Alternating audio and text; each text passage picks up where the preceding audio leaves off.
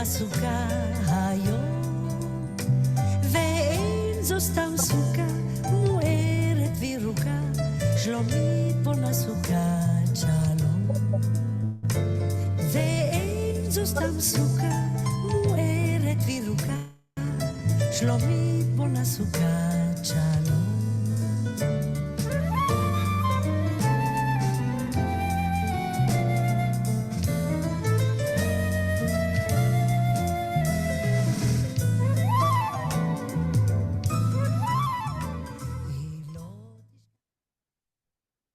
חג שמח, מועדים לשמחה, alegria de estar aqui com essa mesa cheia, alegria da família Schneider Shaw, Mazal Tov. Bom, hoje é uma quinta-feira especial, né? Sukkot, e, enfim, e na esperança de paz, né? Um plano alinhavado e com toda a perspectiva de sucesso. Que assim seja, né? Que seja a última quinta-feira que a gente tem aqui rezar. E é isso. A gente, quando fala da Sukkah, a gente fala de fragilidade, né? E a gente, antes do... A gente tem que estar sempre alerta, né? A situações que pode, a vida pode mudar, né? Foi o que aconteceu em 6 de outubro. Tudo bem, em 7 de outubro passou a não estar tudo bem. Então, que a gente sempre tenha essa situação. A gente tem hoje aqui o concreto, enfim, todas as instalações muito fortes, mas volta e meia a gente senta ali no açucar para lembrar que, enfim, que a coisa é frágil, né, e que a gente tem que estar sempre alerta. Bom, sem mais delongas, eu vou passar aqui ao meu amigo Ariel Berger, né, um grande ativista aqui da área, um ativista da comunidade, e que vai falar sobre Sukkot, que vai falar sobre Vezot Abrahá, sobre Sukkot. Tá, perfeito. Somente Sukkot, que Sukkot é bem extenso. E tentando complementar o que o Vitor falou, a gente reza que esse Simchat Torah seja bem diferente do Simchat Torah de 2 anos atrás, seja por completo. Tá? Falar de Sukkot, eu fiz um pouco diferente hoje. Eu dividi em 2 partes do que eu vou falar, e eu estou fazendo um benchmark do que eu assisti, vários de vocês estavam presentes no estudo do break que teve em Yom Kippur, em que o Rabino Sérgio e o Rabino Dani fizeram um estudo para coletividades. Então, naquela ocasião, eles se utilizaram. Já tem tanto material de Sukkot, né? Tantas coisas que já foram escritas, e eu acho que a gente pode aprender um pouco com quem já nos deixou e deixou alguns escritos, alguns atuais, outros não tão atuais, mas que eu acho que são bacanas de ouvir. Então, a primeira parte, eu vou contar uma historinha. Não sou candidato a rabino, não, tá? Vou começar contando historinha do Kotzer Rebbe. Kotzer Rebbe foi citado no Yom Kippur. Então, a história é o teto que deixava o céu entrar. Na pequena cidade, onde as noites de outono cheiravam a lenha e a folhas, todos se pressavam para erguer sua sucás. Havia alegria, pressa e, claro, comparações.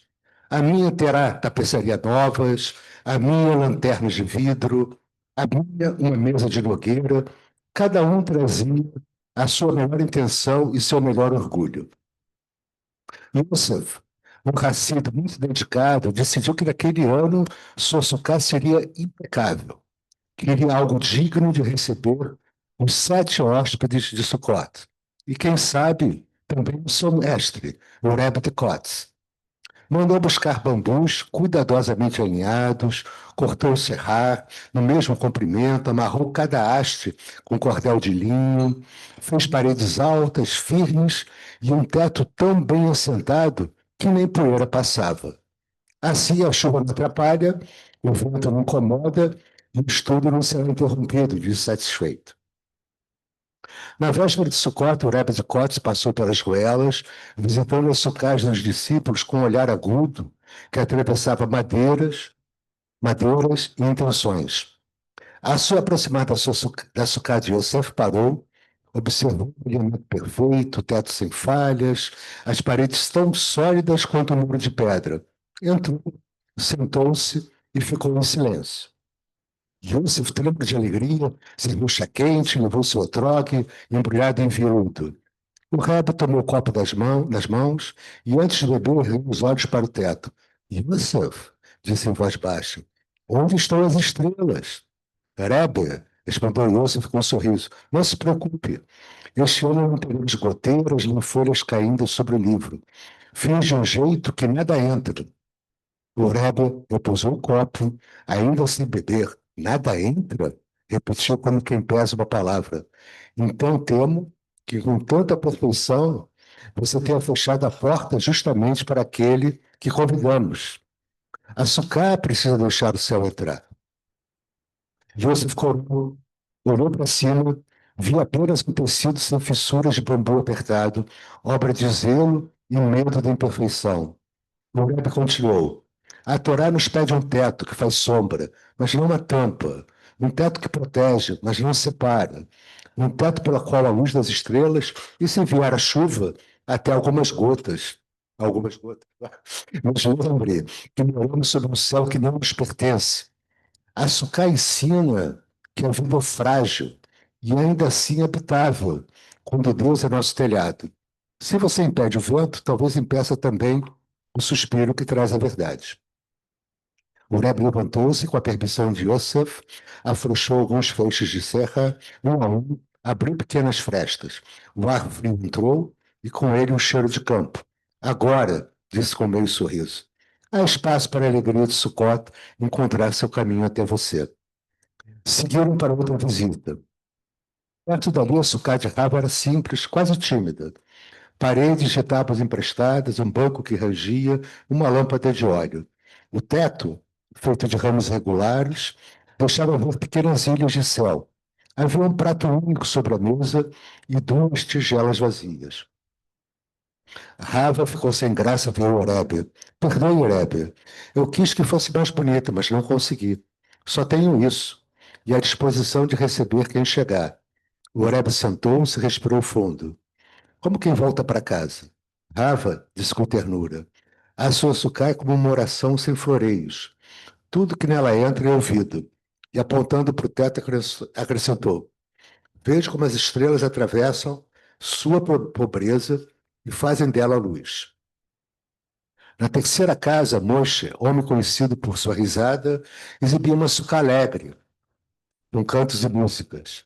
Havia vinho, havia danças, mas num canto, um vizinho idoso observava de pé, sem lugar para sentar.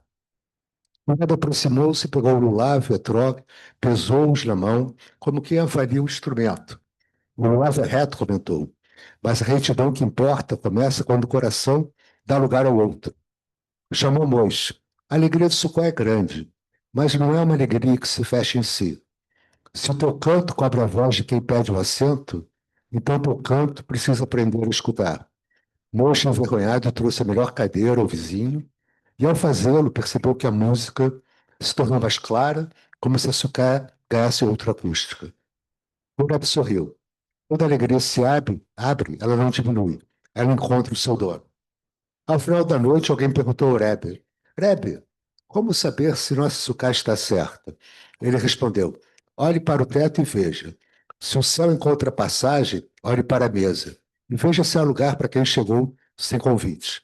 Olhe para o coração e veja se a alegria é maior do que a decoração. Se as três portas estiverem abertas para o alto, para o outro e para a verdade, então a sucá já foi abençoada. E antes de partir, deixou a Yosef um bilhete curto, da primeira sucá, né, Yosef?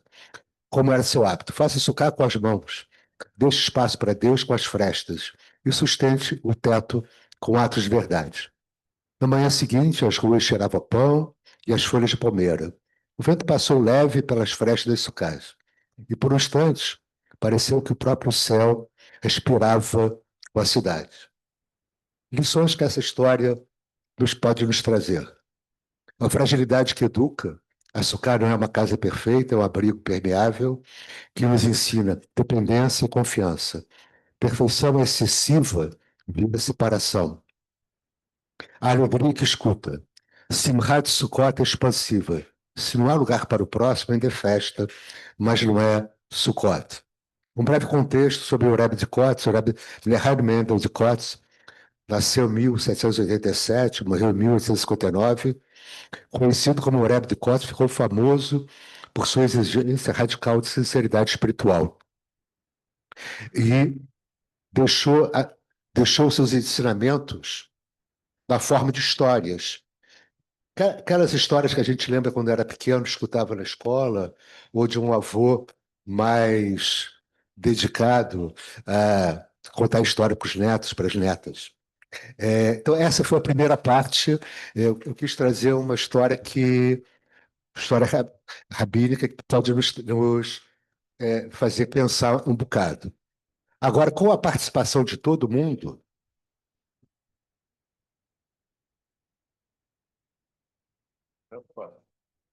Material.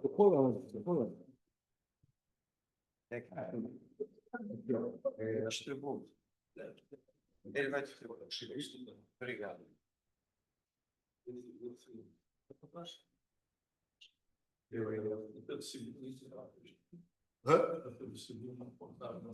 Não tinha hábito de corpos, não.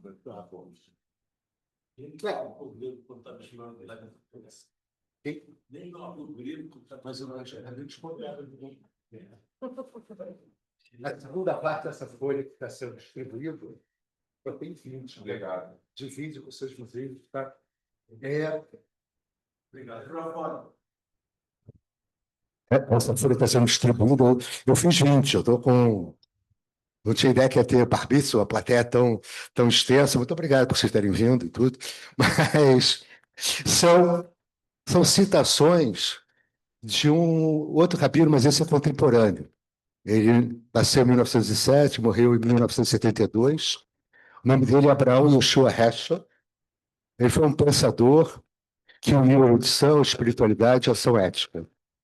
A sua obra convoca a viver em assombro, santificar o tempo, cultivar uma vida de oração que nos torne dignos e agir profeticamente pela justiça. Então, aqui a gente tem quatro temas: templo, assombro, oração e vida espiritual, profecia. Caramba, peraí. Da outra folha. Profecia e justiça, e o sábado e o palácio no templo. Então, qual é a ideia? A ideia é que vocês, depois daqui, quem quiser levar para casa, leve e tenha um material um pouco diferente para poder se lembrar de Sukkot, vivenciar Sukkot, etc. E, então, a gente tem 12... Você ficou como foi? Tem. A gente tem 12 citações. E no momento que quem quiser agora se manifestar em relação a alguma situação, alguma dessas citações, se manifeste, cita, leia a citação que mais lhe chamou a atenção, que mais lhe interessou, e faça um pequeno comentário. Então, solicito voluntários. Raul quer ser voluntário? Ótimo.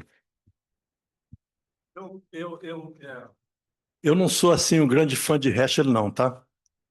Eu acho que ele tem coisas muito bonitas e coisas muito complicadas. Uma delas está aqui.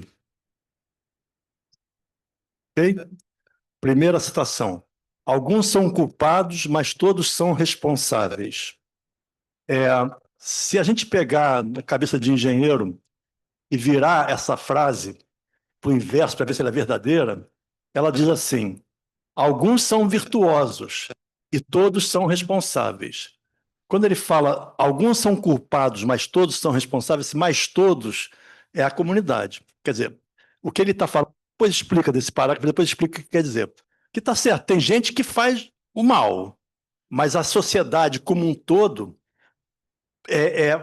possibilita que esse mal aconteça, no que é verdade. Mas também é verdade o oposto. Alguns fazem o bem, mas a sociedade como um todo possibilita que o bem aconteça. Logo, a sociedade como um todo é, faz tudo, anula uma com a outra, de maneira que essa frase basicamente não existe e ela dilui a responsabilidade individual da pessoa no coletivo, que eu acho um erro capital, né? Que a gente faz esse erro aqui culturalmente, ele evidentemente está bem dentro do mainstream cultural, culturalmente direto. Não, coitado, a sociedade fez isso dele. Mas também, coitado do cara que deu muito certo, a sociedade fez isso com ele também. Quer dizer, não, existe a quer dizer, não, ponto. Existe a responsabilidade individual. Ele não pode acabar com ela. No momento que ele acaba com a responsabilidade individual, como ele faz na obra dele toda, ele gera condição para ter coisas como o 7 de outubro. Porque, coitado do Hamas, né? Ele também é oprimido. Não é que ele teve que fazer aquilo. O ambiente fez com que. Não é mais ninguém. É o ambiente que faz tudo. Certo? Então, a pessoa não existe mais. Existe o ambiente. E isso é o oposto total do judaísmo desde o primeiro pedaço, desde o primeiro negócio. Quando ele fala para Abraão, Lech Lechá, ele não está falando, fica aí e faz parte do ambiente. Ele fala, sai, sai, sai. Certo? Seja você. Né? Então, eu acho que o resto tem uma obra muito bonita em muitas coisas, mas nessa questão da responsabilidade individual, a gente não pode deixar de botar na cabeça que existe. Ela existe. Tem azar na vida, tem sorte, isso existe. Acaso acontece, etc, etc. Mas também tem muita opção boa e muita opção ruim, que não depende do meio ambiente. Eu tenho 8 netos, certo? Cada um deles é diferente do outro. Todos eles são ótimos, de formas diferentes, evidentemente. E é impressionante você ver de criança. Porque quando você tem filho, você não percebe muito, porque está preocupado muito com muita coisa com o filho. Mas neto é diferente, você vê de longe. Você vê de criança como as pessoas que nasceram no mesmo pai, na mesma mãe, são diferentes de criança. Isso você não pode esquecer. E depois tomou decisões diferentes. E tal. E eu conheço muita gente na vida profissional que tomou decisões boas e tomou decisões horríveis, vindo do mesmo. Então a gente não pode esquecer isso. Então eu realmente acho que essa frase aqui, e essa visão que ele dá, a sociedade toda é culpada, sempre é no culpado. Nunca é a sociedade toda é meritória. Nunca. Sempre é culpado. Eu acho que você fez. A ideia é essa. A ideia dessas frases, essas citações que eu trouxe, é provocar. Não, É mas provocar o tempo todo. O que, assim, no primeiro nível seria o seguinte: você vê alguma coisa errada acontecendo, você anda na rua e você vê um sujeito não limpando o cocô do cachorro ali na calçada. E se você passa, não é que se você não tem um comprometimento, você passa e aquilo deixa de ser importante. Mas a ideia é essa, é provocar e acrescentar ideias e acrescentar pontos de vista. Nós que o Germão tem alguma coisa, alguma situação, não, Germão? O que você gostaria de observar? Não? Não, Rafael? Lorena? Lorena? Não? Tá. Tem várias, tem 12 citações. O primeiro trecho, que é Tempo e Assombro, é um pouco assim. É, místico, talvez, não sei. Quando ele fala assim: só existir é uma bênção, só viver é sagrado. Que eu acho que vem muito do que você observou, Raul, que é a questão da vida, de preservar a vida, e valorizar a vida, não só a sua, mas a vida de todos os que te cercam, principalmente os mais íntimos e próximos, filhos, netos e todos os outros parentes que a gente tem na vida, que fez aquilo fundamental, ou seja, não tratar a vida como uma coisa fútil, apesar dela ser fugaz e ser muito rápida, ela tem valores muito importante. E aí ele fala, nosso objetivo deve ser assombro radical, ou seja, nos admirar, sairmos da posição de conforto e perceber o que nos envolve, o que a vida nos traz, o que a gente pode trazer para a vida também, é de suma importância. Ou seja, está se surpreendendo com, por mais que a gente tenha rotinas muito solidificadas dentro do nosso dia a dia, da nossa vida, perceber novos aspectos, novas situações, novos encontros. Encontros são coisas extremamente importantes que podem nos afetar dentro da nossa rotina e dentro da forma da gente ver a vida. E a última que ele fala, que é o assombro, é o começo da sabedoria. Ou seja, no momento que você percebe isso tudo que te envolve, que está chegando a você, e com atenção, com o coração, você pode estar aumentando a sabedoria que você já tem. Porque ele fala que o assombro não é uma fuga da realidade, mas é uma forma lúcida de atenção. É perceber a profundidade do cotidiano, o valor do tempo e a presença dos mistérios que nos convoca a reverência e responsabilidade. Falando, eu acho que 7 de outubro está na cabeça de todo mundo, a possibilidade de terminar o retorno dos últimos reféns e a possibilidade de paz, a gente, todos nós seguramos o lulave, tudo, que são quatro espécies absolutamente distintas, mas elas juntas formam uma união. Ela tem um significado de que os diferentes eles podem se unir em um objetivo comum, como é nessa cerimônia de Sukkot, que a gente reúne 4 espécies diferentes, representando, assim, uma simbologia dos quatro tipos de personalidade de pessoas que nós somos. Então, Ariel, eu estava pensando aqui, o que é esse assombro, né? Eu fui aqui nos sinônimos: susto, temor, maravilha, deslumbramento, assombração. Quer dizer, como é que a gente pode viver assombrado o tempo todo, né? Aí eu estou pensando, não sei se é isso, mas é que a gente tem que viver intensamente, não pode viver superficialmente, nem se envolver nas situações. Então, por exemplo, a gente está aqui nesse Minham, eu poderia estar aqui, sei lá, pensando em outra coisa, né? Mas não, ele nos convoca a viver, acredito eu, com essas afirmações, a viver intensamente que a cada momento, né? Não passar de forma fria, né? Não, estou aqui, mas não estou. Eu acho que é isso, não sei, me parece ser isso. Mas ele fala que o assombro tem que ser radical, inclusive. Ele quer que a gente viva com muita, muita intensidade a cada momento. Esse assombro está correta a tradução? Mas todas, todas as visões, elas têm, os seus valores são importantes. Quando você estuda psicologia, e isso é utilizado muito em marketing, que é, se você repete, se você tem um outdoor, que ele está lá semanas, o mesmo outdoor. Então, você é um fenômeno que você perde a sensitização daquela mensagem. Então, quando você modifica essa mensagem, acho que o assombro está no sentido de você não perder essa tua sensitização, a tua capacidade de perceber as coisas que estão em volta. Quando você está sendo em pé no metrô, tem um monte de gente em volta, cada um. Normalmente, hoje em dia, as pessoas estão todas conectadas no celular, vendo alguma coisa, resolvendo a situação fiscal brasileira, ou lá o que é que seja. Mas quando você começa a olhar as pessoas com mais calma e ver, fulano assim, o guarda-chuva dele é diferente do meu, como é que é?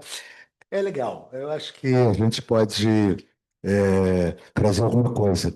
E tem uma frase, fechando aqui, que dizem que é de Einstein, acho que é de Einstein, que a gente aprende na faculdade, que é querer resultados distintos, fazer a mesma coisa sempre, é o primeiro sinal de insanidade, não tenha dúvida.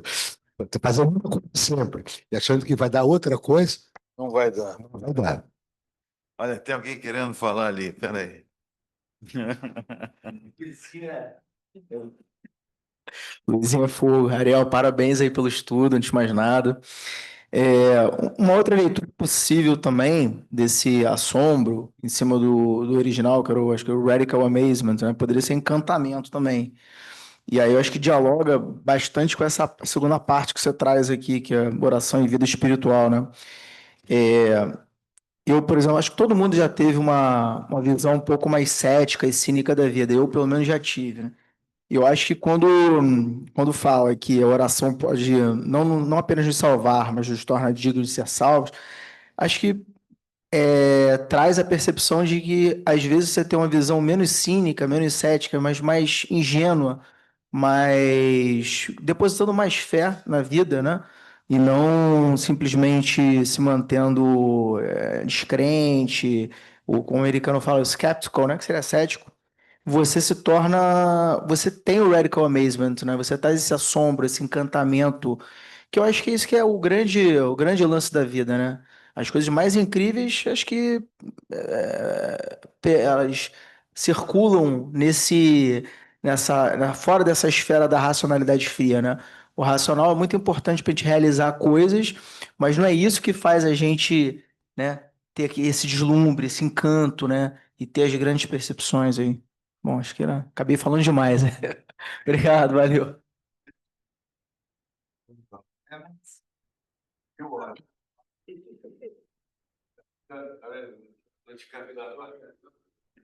Não, com o que você colocou aí de encantar. Primeiro, agradecer ao Ariel aí pelo estudo e tudo mais.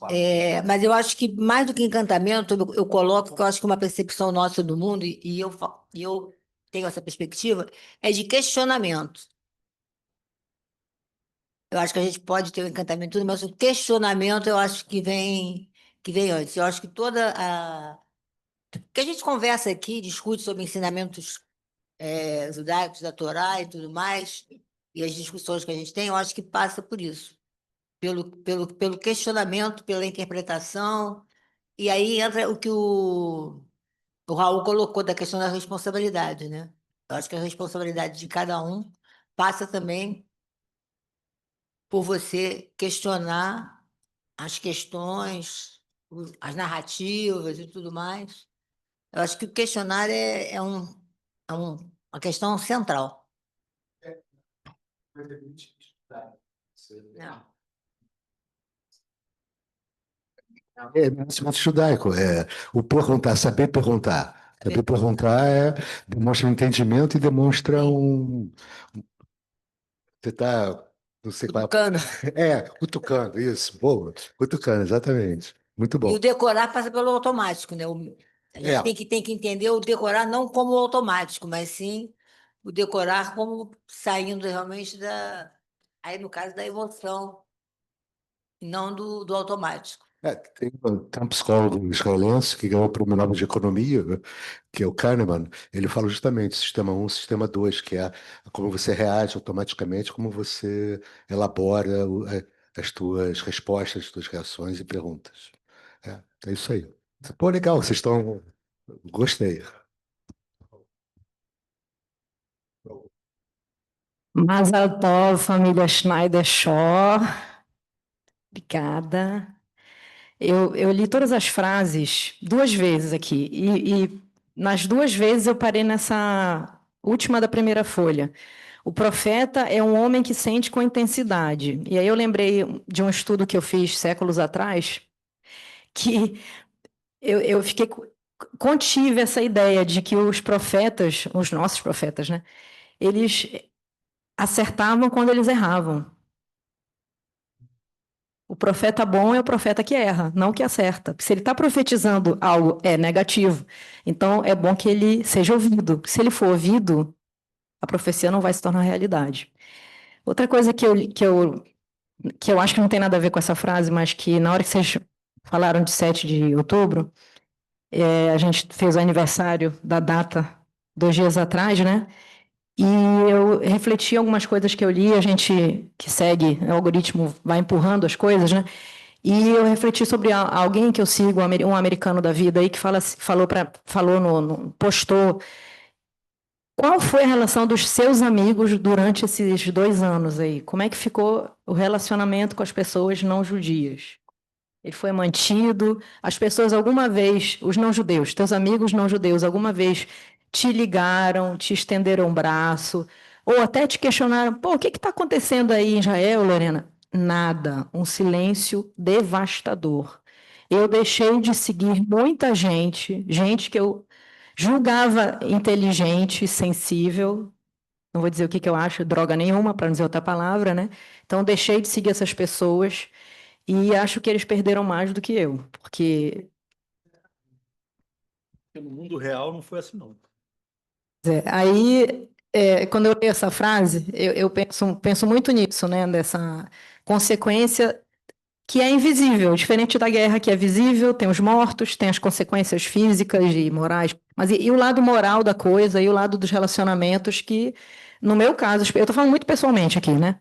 Eu tenho essa liberdade aqui com meus amigos do Minyan de dizer isso para vocês. No meu caso, eu achei que teve um efeito, eu não vou falar a palavra devastador, porque, como eu disse, e repito, o azar é deles, e a inconsequência é deles, e a falta de informação é deles, mas a consequência para os relacionamentos entre judeus e não judeus, pelo menos a meu ver, para mim, pessoalmente, foi a longo prazo.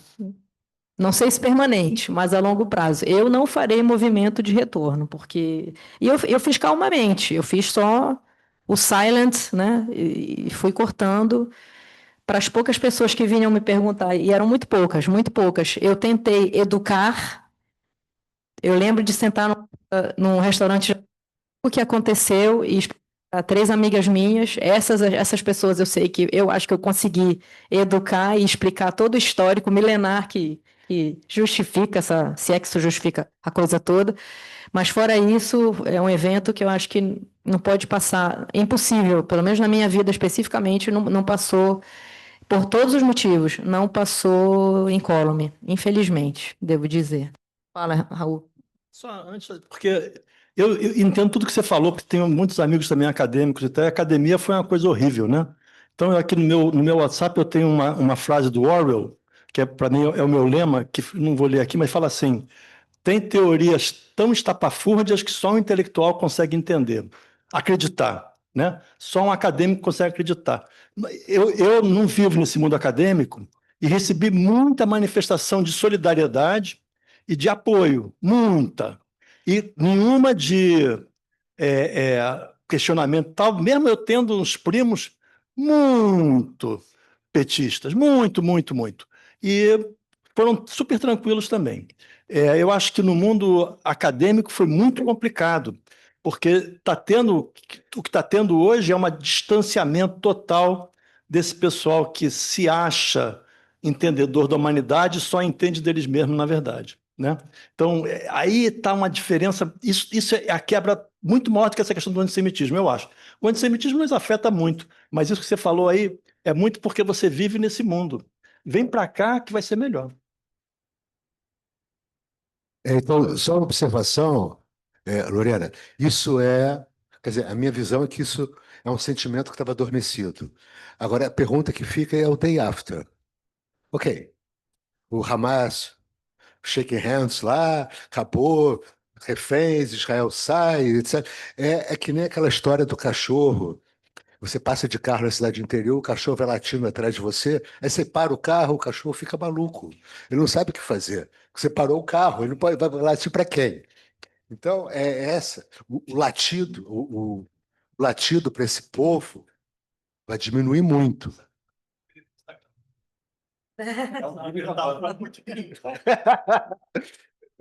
Não, você é editado. Só falar um negócio rapidinho. Desculpa, Simone. Parabéns por Bar Mitzvah, Hazak Ve'aleh. Eu só queria falar sobre tempo e assombro. Eu acho que me remeteu muito a uma época que nós estamos vivendo agora, de que tudo está sendo normatizado, né? A violência está sendo normatizada, a pobreza está sendo normatizada, o ódio gratuito está sendo normatizado. Então, esse tempo de assombro é para tirar, como você disse, tirar a gente da zona de conforto, né?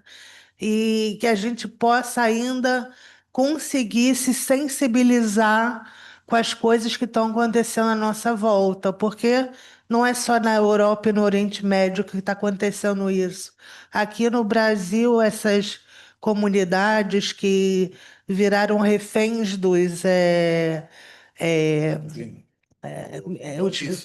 o negócio, os milicianos, né?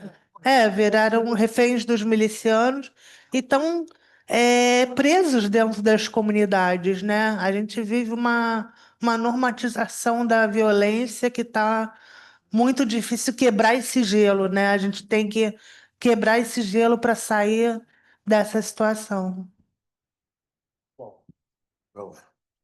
E primeiramente, gente, tipo, português não é a minha primeira língua, então vou precisar, tipo, talvez um tempinho para explicar, mas a citação que eu achei muito interessante, acho que algumas pessoas já falaram sobre isso, mas a oração pode não nos salvar, mas nos torna mais, tipo, dignos de ser salvos.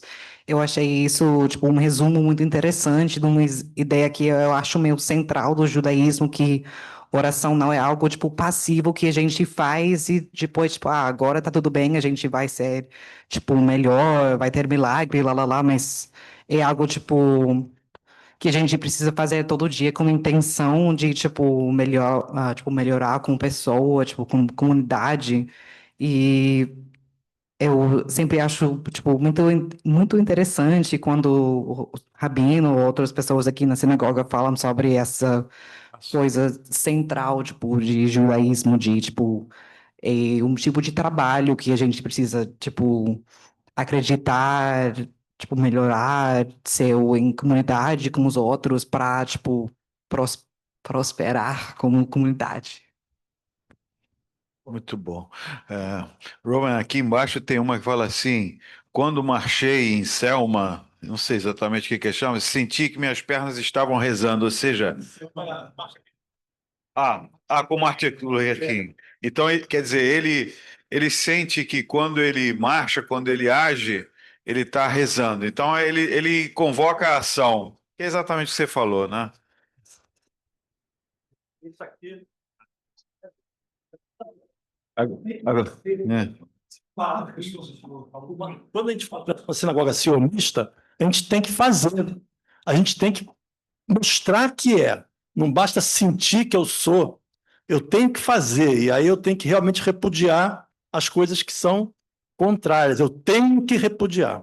É obrigado. Eu tenho que marchar. Sem estar fazendo alusão a nada. Posso complementar, Vitor? Não, comentário, Não, pode. complementar. Não, a marcha do Edson, ele foi o primeiro que foi ao lado do Martin Luther King, né? Sim. E com um rabino que passou na área, que o Silvio lembrou, na foto tem um rabino da área. Agora, só para você falar, há 2 anos atrás, 3 anos atrás, eu fiz esse estudo aqui, em Sucota. Na véspera, teve um assalto no ônibus. Assalto no ônibus. Coisa mais normal. Chove, tem sol, as pessoas andando na rua, tem assalto no ônibus, né? Assalto no ônibus é normalizado.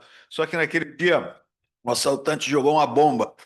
Aí, assalto no ônibus com bomba realmente é inaceitável. Só assalto no ônibus pode, né? Então,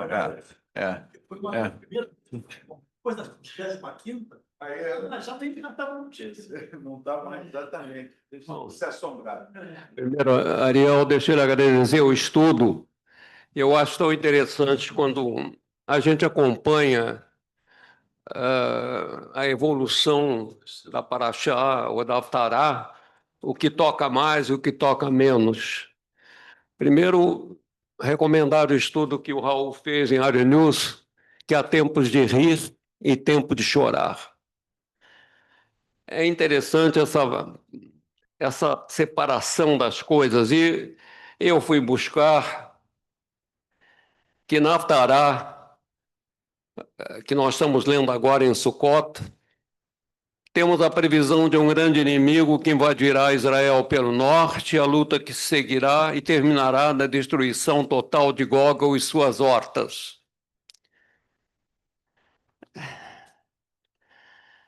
Enquanto normalmente a Haftará tem um tema e um tom relacionado à ocasião aqui, os dois estão em contraste. A Sukká, desta feita, é feita num local de alegre e grata contemplação do passado. Sua Haftará nos fala do futuro e da total agitação que acompanhará a redenção final. Essa dicotomia entre estar bem e estar mal é muito interessante quando você faz o estudo e coloca que, normalmente, em Sukkot, você lê isso. É isso que eu queria dizer. Olha, o Silvio quer falar e depois Oren.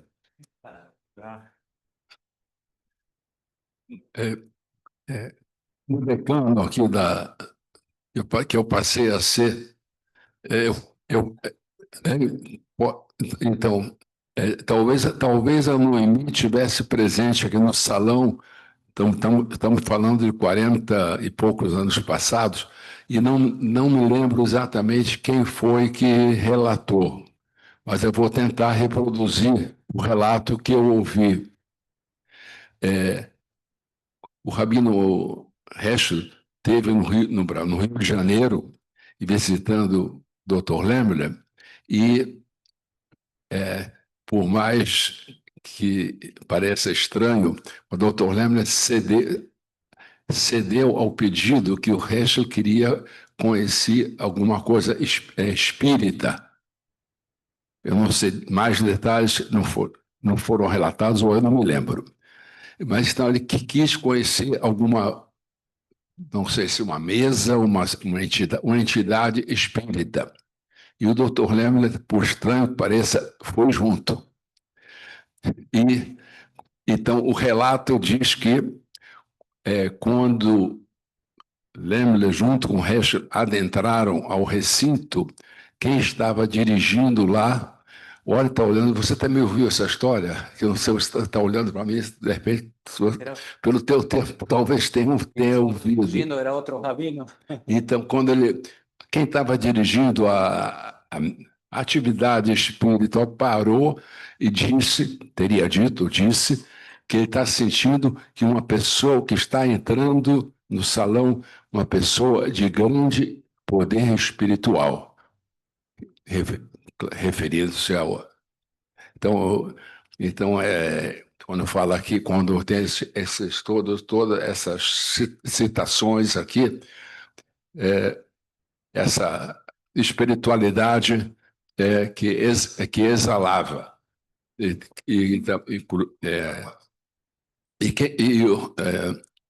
Vitor comentou, então, quem poucos anos depois dessa marcha, Salem, não é isso?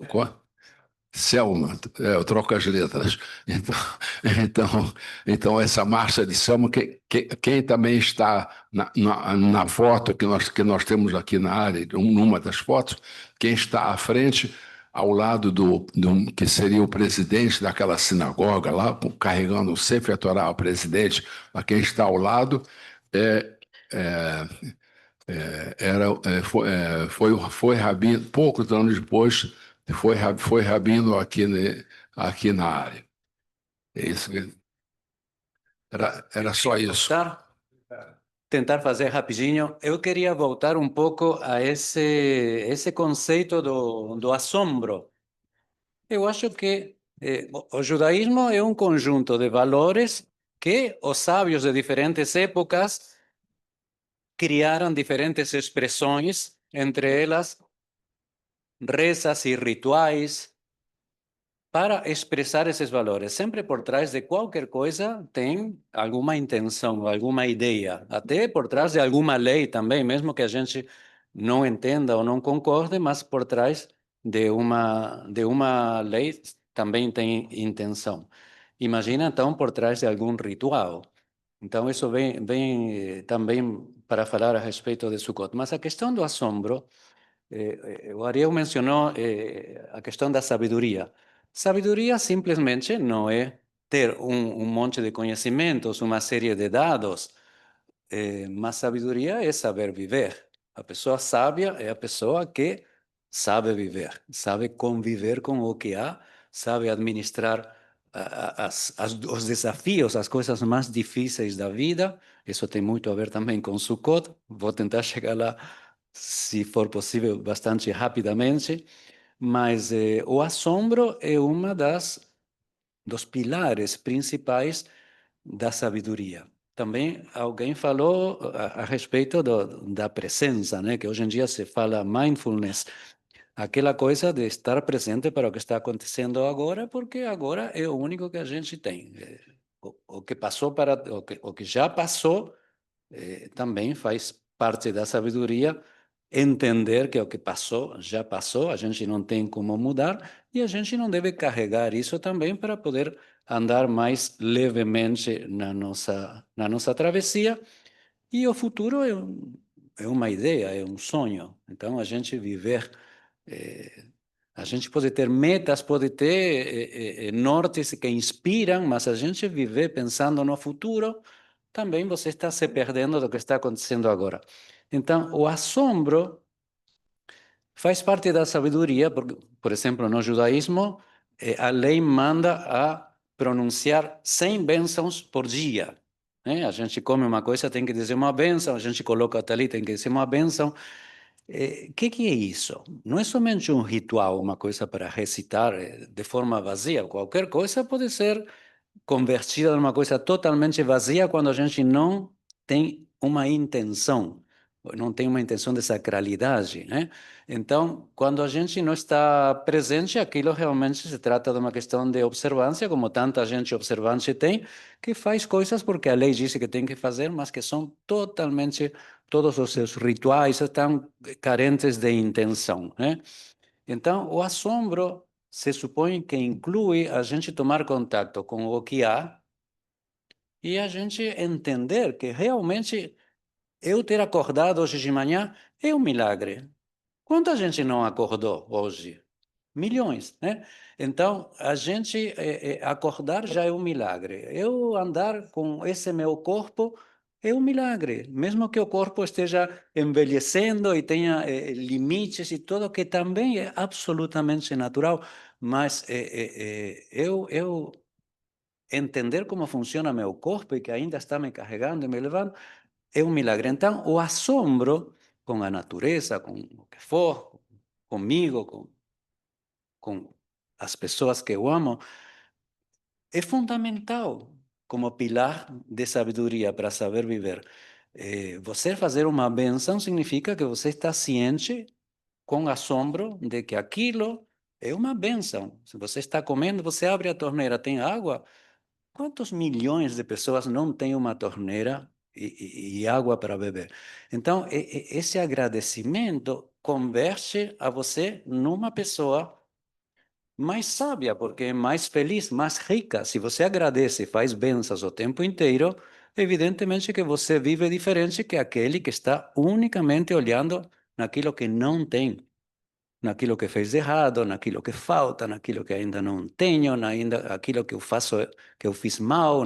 Então, evidentemente que você estar o tempo inteiro tomando contato com aquilo com o qual se você se depara desde o momento que você acorda, evidentemente que isso é parte da sabedoria, né? Quanto mais a natureza, né?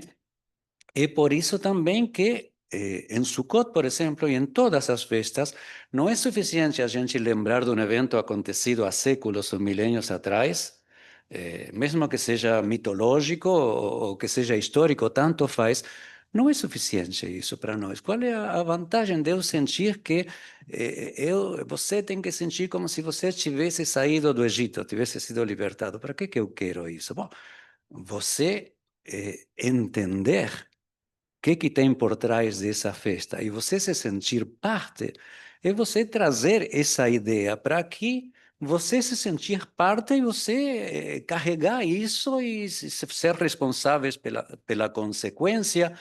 É fundamental a questão vivencial para você poder usufruir dessa mensagem para a tua vida hoje. Se não se trata de uma série de celebrações de coisas que já aconteceram há milênios, muitas das quais são mitologia, de que me serve isso? Então, esse negócio da presença, do assombro, do agradecimento, isso é fundamental. Para que eu quero estar na Sukkah só porque é bonito? A Sukkah realmente é uma das festas que mais mensagens tem. A gente entender sobre a transitoriedade, a coisa provisória, e poder entender isso, que isso se refere à vida toda, e aceitar isso como natural. Quer dizer, você entender que tudo muda, nada permanece igual. Eu não permaneço igual, ninguém permanece igual, até os sentimentos e os pensamentos, até a identidade é mutável. Então, eu aceitar isso como natural também me converte numa pessoa mais sábia. Eu não vou estar sofrendo cada vez que me olho no espelho, vou ver que fiquei mais velho, ou ver que eu perdi alguma coisa, ou ver que eu perdi até um ser querido. Então, tudo muda, a nossa saúde muda.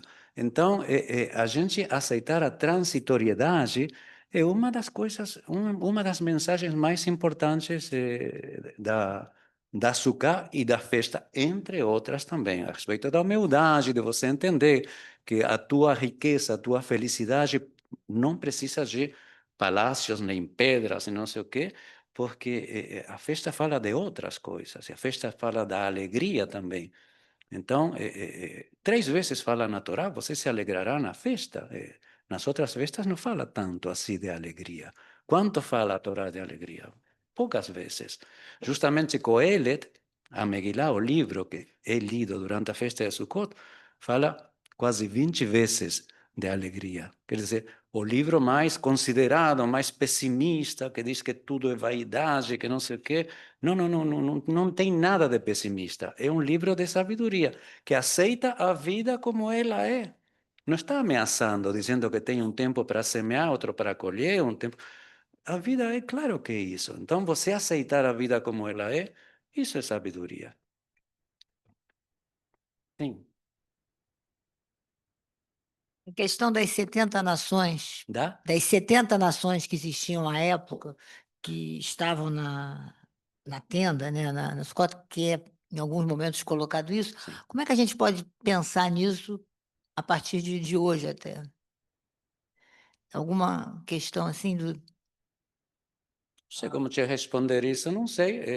É o reconhecimento de que no mundo existem É porque eu outras acho que é pessoas muito... e que... Sim, e sim, claro, sim, eu diferenças, acho não só diferenças, mas coisas em comum também. coisas em comum, porque Isso estamos... que nós falamos, por exemplo, hoje da transitoriedade, isso aí, os orientais falam Sim. em impermanência.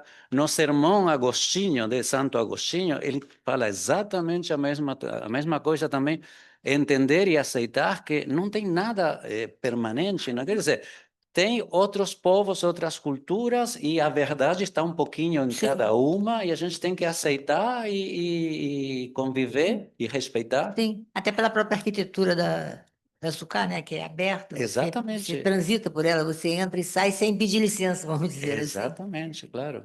É. Uhum. Eu só complementando que eu sempre acabo sempre sendo alguma coisa, eu citei o Rabino da foto, Rabino Gendler. Gendler, assim, rolou Livrahá, e ele esteve na área na virada da década de 60 para o início de 50 para o início de 60, e você agora brincando, até que ponto a passagem da área influenciou para ele ficar na cabeceira da marcha, que a marcha foi depois, não foi antes, não. Foi, o Raul pode talvez saiba agora. Aliás, era Hanihar, do Rabino Gendler, não foi, não.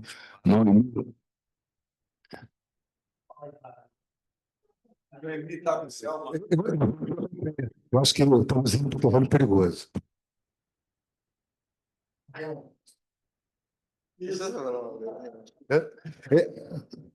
Menina, aprendi com o Rabino Gendron a cantar. Microfone.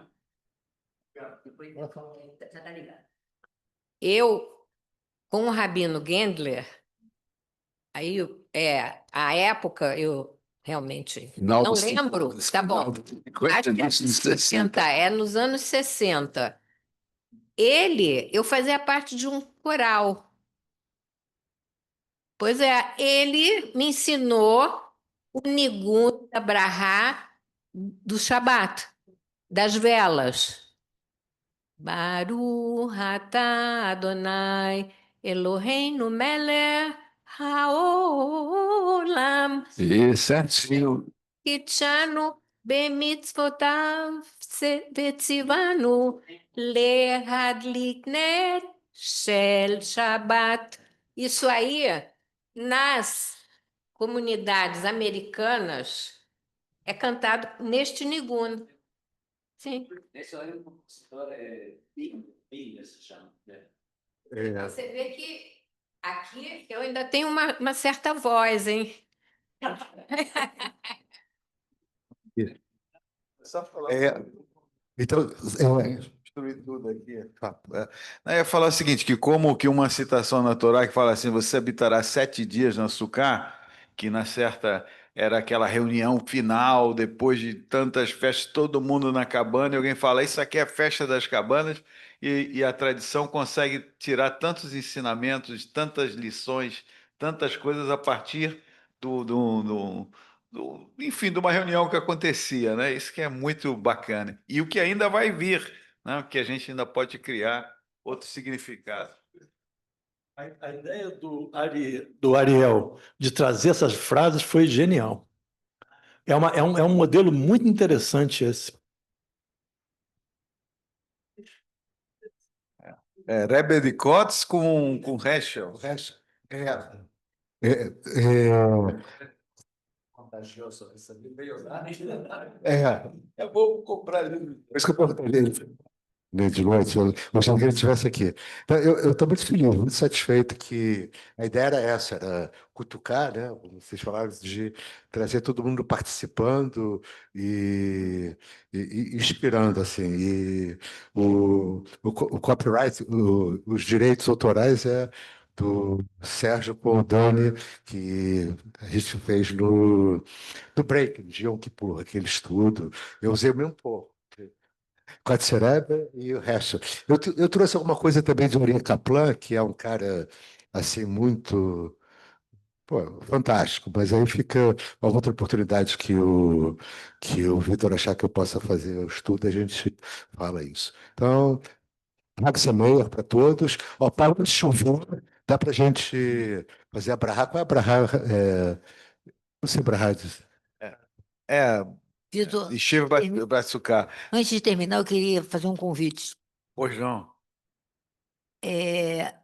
Convidar todos para estarem amanhã, sexta-feira, na Sucá da Napuc. Já tem mais de 25 anos que a gente organiza, monta e faz um momento de celebração. E amanhã nós vamos estar. Inclusive, o reitor, que chegou no Rio essa semana, vai estar presente também. Então, eu convido, 11 horas. 11 horas. 11 horas na PUC, no Jardim da PUC, próximo ao Pilotis. Dois convites. E Eu não sei. também o evento que vai ter da festa, não sei se era isso que você vai falar. O segundo momento do 7 de outubro, que vai ser amanhã, não vai ser amanhã, não, vai ser sábado, depois do Shabat, né, que a FIERJ está organizando, tem que fazer a inscrição, e o seminário que vai ter sobre o antissemitismo, também, com, como é que se diz, grupo aí do Seminário Latino-Americano, que vai ser na segunda-feira, dia 13, o dia inteiro, e vai ter uma sessão de uma mesa sobre antissemitismo e educação, que o reitor da PUC acabou de confirmar comigo aqui, que vai estar presente. Então, acho importante a gente estar participando desses momentos. Para quem teve a oportunidade de ler o livro do Amos Oz, Os Judeus e as Palavras, que tem tudo a ver com tudo que a gente fez, a coautora, ela é Oz também, a Fanny, acho que é filha dele.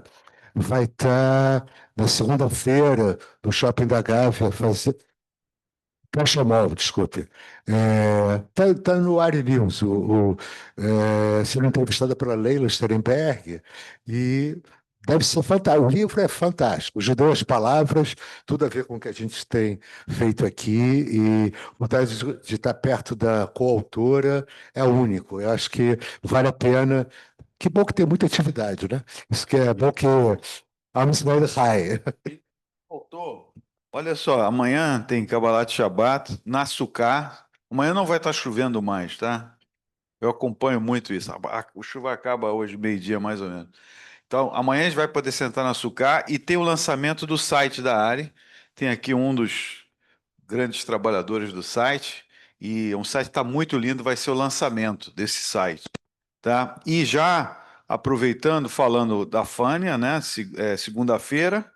E na terça-feira a gente tem festa de Simchat Torá. Não vamos deixar de vir. Dança com a Torá, tem falafel, tem coisas gostosas, tá? E na manhã de quarta-feira, dia 15, a gente tem o Simchat Torá aqui e o Ratan muito especial, Rafael Assayag, tá? E a Kalá é a Mônica. Enfim, então a gente tem muita festa ainda, tá? Só para dizer isso. High season. Aí depois a gente descansa, né? Descansa um dia, eu acho que a gente descansa. Então tá, eu acho que é isso. Ariel, mille merci, como diria meu pai. Mille merci é 1000 obrigados em francês, tá? Então, então tá. É isso aí. Birkat Amazon e Zé Fini. O meu amigo Richard, por favor. Pronto, na página 7. Yeshem Adonai Borach Be'atolam.